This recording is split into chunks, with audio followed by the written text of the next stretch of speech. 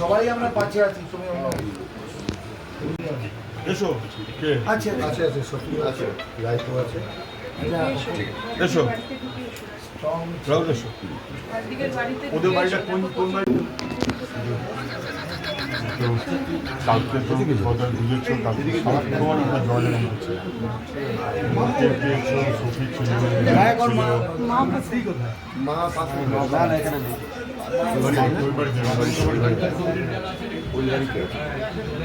একটা জিনিস আমাদের বলতে আসে, বারুইপুরের সূর্যপুরে যে ঘটনা ঘটেছে, একটা কম বয়সের বাচ্চা মেয়ে রেপড অ্যান্ড মার্ডার্ড, এবং যেভাবে ঘটনাটা ঘটেছে এ নিন্দার কোনো ভাষা নেই।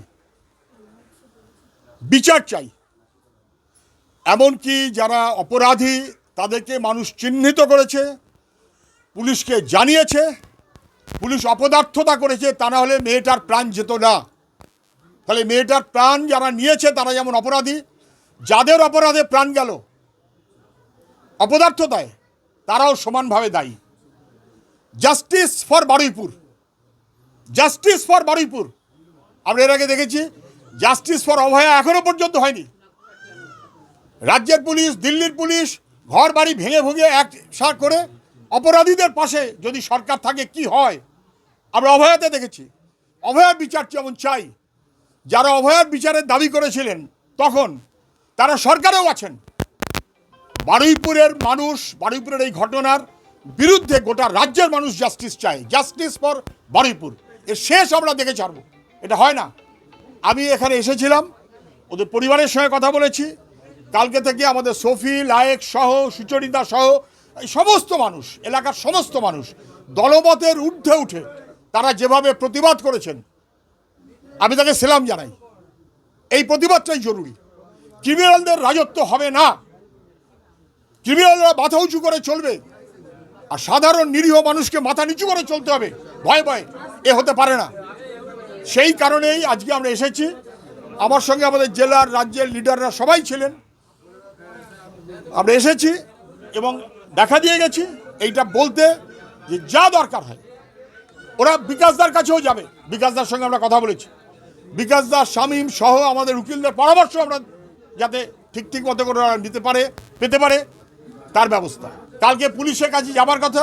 আমি বলছি কালকের আন্দোলনে যারা ছিলেন তাদের একজন দুজন মাথা, বিশেষ করে ওরা থাকবে সঙ্গে, যতটা সাহায্য করতে হয়। আর গ্রামবাসী মানুষকে আমাদের একটাই কথা, জাস্টিস ফর বারুইপুর এইটা বাস্তবায়িত করতে গেলে আমাদের সবাইকে দলমতের ঊর্ধ্বে উঠে, হ্যাঁ ঠিক মাথা গরম করাটা আমাদের কাজ নয়, কিন্তু বিচার আদায় করাটা আমাদের কাজ। এই মনোভাবে আমাদের চলতে হবে। মুখ্যমন্ত্রী যে ফোন করেছিলেন, কথা বলেছেন, দেখা করবেন বলেছিলেন, আমি শুনেছি কালকে। আমি যেমন ওদের সঙ্গে ফোনে কথা বলেছি, জানেন আমি কালকে তখন এখানে ছিলাম না, বারুইপুরে ছিলাম না, কলকাতার দূরে ছিলাম।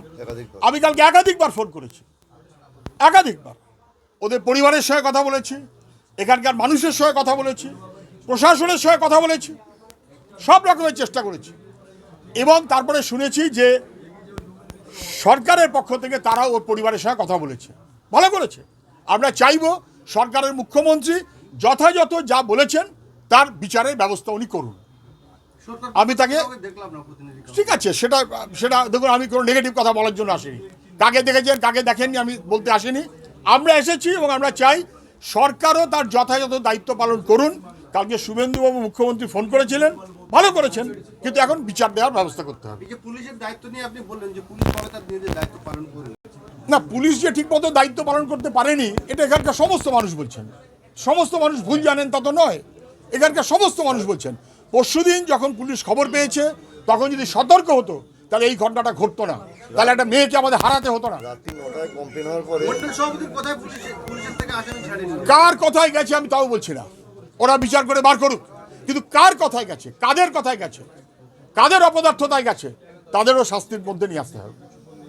এইরকম ভয়াবহ নৃশংস ঘটনা এ তো ভাবা যায় না। একটা 12 বছরের বাচ্চা, তার উপর শারীরিক অত্যাচার করে খুন করা হলো। আর সবচাইতে বড় কথা, পুলিশ তো কিছু করলোই না, খুঁজলোই না।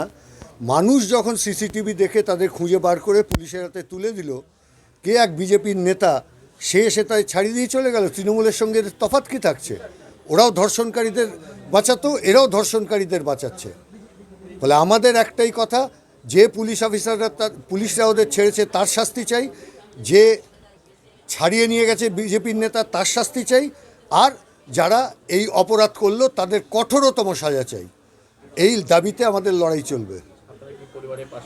আমরা পরিবারের পাশে শুধু আমরা আছি তাই নয়, গোটা গ্রামের মানুষ আছে, গোটা বারুইপুরের মানুষ আছে, যে কারণে আওয়াজ উঠেছে জাস্টিস ফর বারুইপুর।